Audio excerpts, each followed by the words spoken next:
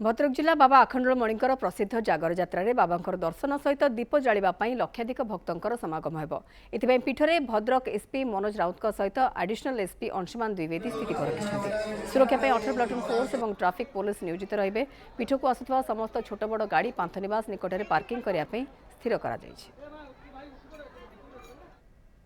भोर 4 मंदिर पट खुलिया मंगल आरती महास्नान पहलू जो कन्याराजान घर्षण लगी हम परे पालिया सेवायतर कानिका भोग जो खेचुड़ान भोग लगिगला साणमेला दर्शन राति 1 जाए चलो।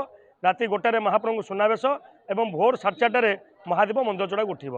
मुख्यतः आम रहा भिड़ कंट्रोल करवा। भिड़ कंट्रोल करने जहाँ जहाँ दरकार से सब प्रिकसन नियाई सहित सिविल स्क्वाड दिखाई कैमेरा 30 जगार लगे ड्रोन सिस्टम करूँ तार गोटे कंट्रोल रूम आप मंदिर सामना तेणु जिते जहाँ हो पार आम तरफ आम सब प्रकार बंदोबस्त करूँ। या सहित जिले जो मैंने आउ प्रमुख शैवपीठ अच्छी सेगुड़ा अलग आरेंजमेंट करूँ सो दैट कौन जगार कौन प्रकार अघटन आशंका न रही सब प्रकार जत्न निया। महादेव तो सकाଳେ आपण जानते जागर सबुठ शेष आमर बाबा पीठरे ही दीप उठे तो आमर समय प्राय 4टा हो जाए भोर भोर सकाळे आमर उठिबो आमर से समय ही उठिबो। 7 वर्ष जो उठीला नियम अनुसार और समय अनुसार आम उठिदेले से अनुसार आम उठिबो।